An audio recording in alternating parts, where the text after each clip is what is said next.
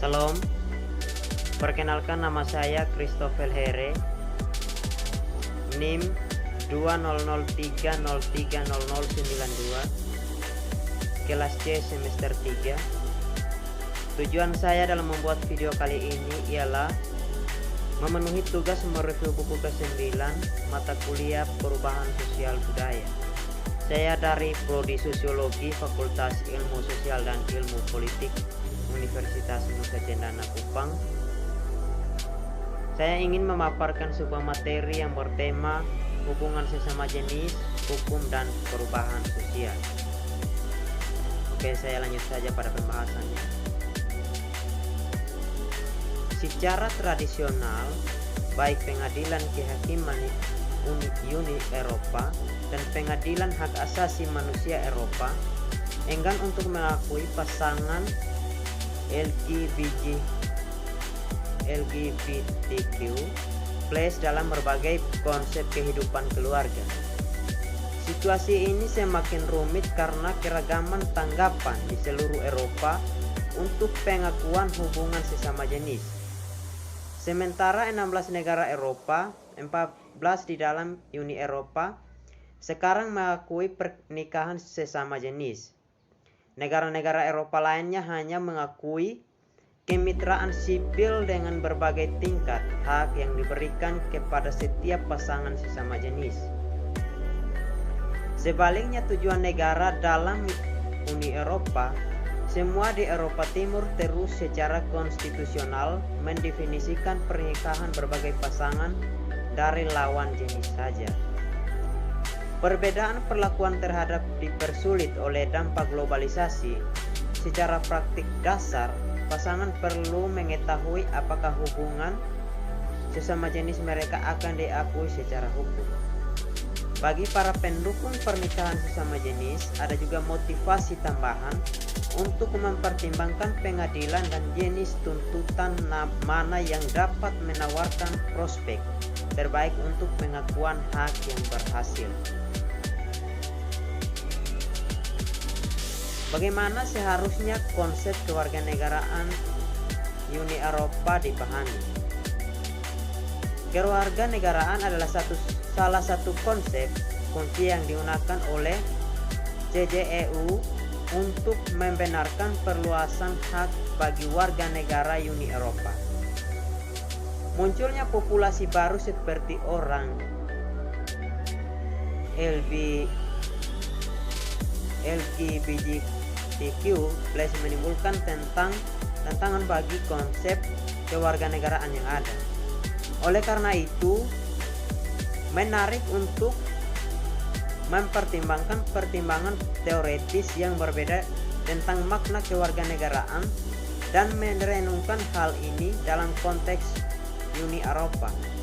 Secara historis, para ahli teori berkonsentrasi pada hubungan yang mendalam antara kewarganegaraan dan persamaan hak. Ahli teori klasik T.H. Marshall menganggap bahwa kewarganegaraan masyarakat bahwa semua yang memiliki status tersebut. Pertimbangan ini kewarganegaraan sebagai inheren termasuk kesetaraan juga dapat dilihat dalam konteks konstitusional klasik yang terkait dengan revolusi Prancis dan konstitusi Irlandia. Argumen kesetaraan juga menonjol dalam kasus pernikahan sesama jenis yang telah berhasil di seluruh dunia. Setelah berpendapat di tempat lain bahwa hubungan antara kewarganegaraan, kesetaraan dan pemikiran semuanya mengarah pada argumen praktis dan simbolis yang kuat bagi para pendukung pernikahan sesama jenis.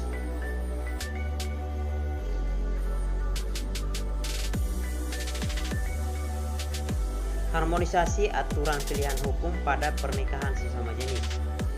Saat ini setiap negara anggota Uni Eropa mengontrol undang-undang sendiri tentang pernikahan dan dengan demikian menentukan hubungan yang diakui secara hukum yang dapat dimasuki pasangan sesama jenis. Sementara keputusan dalam Oliari and Others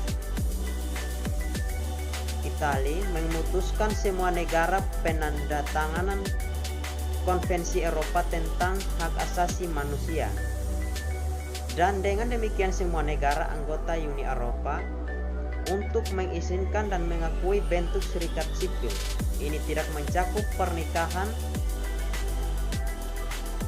sesama jenis. Demikian pula dengan pengecualian hal-hal yang berkaitan dengan kebebasan bergerak.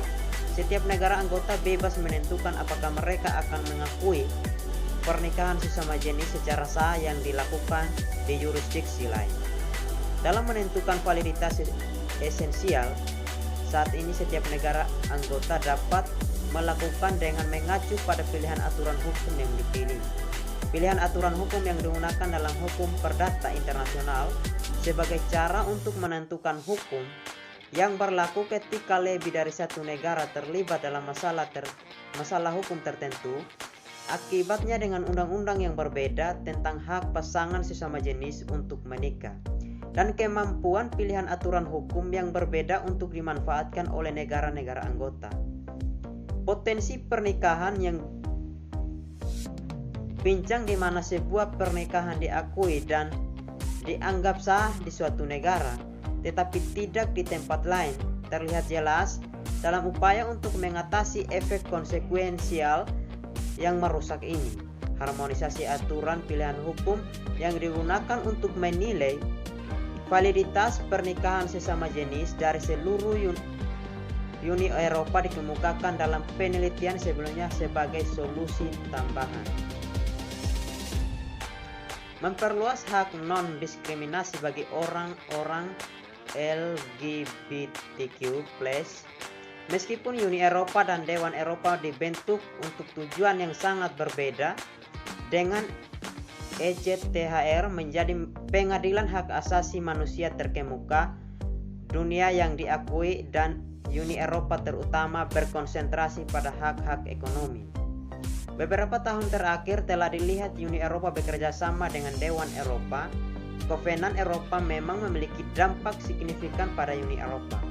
Ini adalah bagian dari perjanjian di bawah perjanjian Lisbon bagi Uni Eropa untuk mengaksesi ECHR 9 dan itulah adalah bagian dari kriteria aksesi untuk permohonan anggota Uni Eropa negara untuk mematuhi hak asasi manusia. Kasus Komandan MB hanyalah beberapa dari banyak contoh baru-baru ini dari peminjaman peradilan antara lembaga-lembaga tersebut. Fokus bersama Uni Eropa dan ECHR pada ketentuan non-diskriminasi telah memberi kedua organisasi tujuan bersama. Sebelumnya pendekatan CJEU terhadap orang-orang LGBTQ+ dan pasangan sesama jenis dirusak oleh penekanan berkelanjutan pada subsidiaritas. Hukum kasus baru-baru ini seperti yang dicontohkan oleh MB dan Koman bersama dengan undang-undang terbaru dari Uni Eropa menunjukkan bahwa CJEU memperluas prinsip non-diskriminasinya di mana orang-orang LGBTQ+ dan pasangan sesama jenis menjadi perhatian. Mungkin prediksi sebelumnya bahwa CJEU terlibat dalam revolusi hak mulai membuahkan hasil. Masalah subsidi di tingkat Uni Eropa.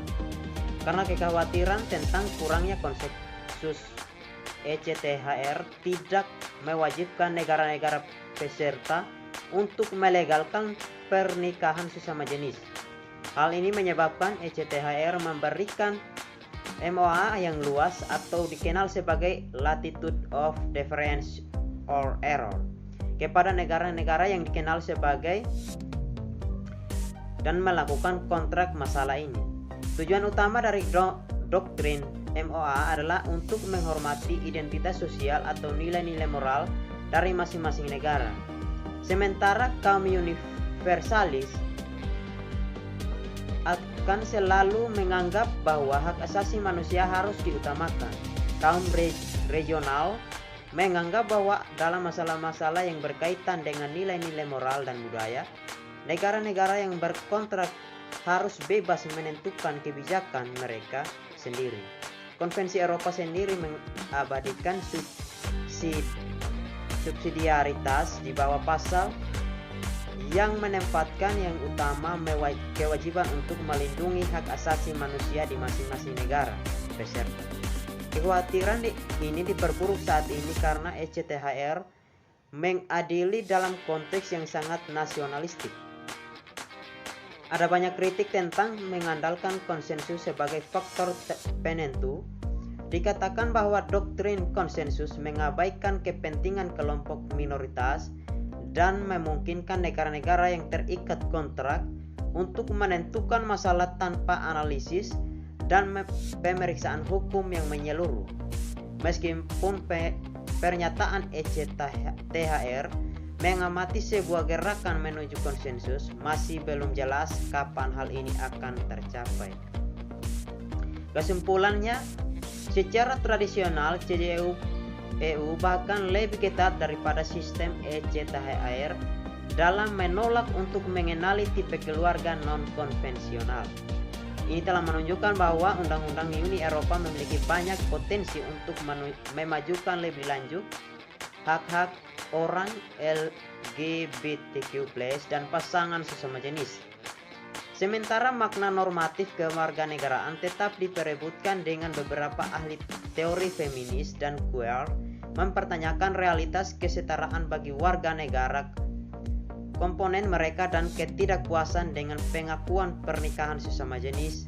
Konsep kewarganegaraan Uni Eropa menawarkan serangkaian praktik-praktis yang terus berkembang. Hak untuk memasukkan kelompok-kelompok yang muncul seperti orang-orang LGBTQ+ dan pasangan sesama jenis. Kewarganegaraan Uni Eropa telah digunakan oleh Uni Eropa untuk membenarkan perluasan hak bagi warga negara Uni Eropa dan memberikan banyak manfaat. Yang menonjol di sini adalah memperluas kebebasan bergerak dan hak-hak non-diskriminasi.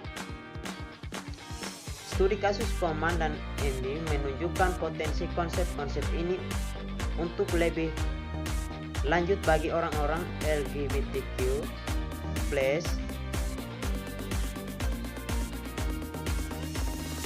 dan pasangan sesama jenis di Coman. Masalah subsidiaritas dilebih-lebihkan daripada prinsip pergerakan bebas. Demikian pula di Emby hak-hak diskriminasi ditonjolkan dibandingkan dengan kekhawatiran kebijakan publik negara anggota. Sekian dan terima kasih. Inilah penjelasan singkat dari saya.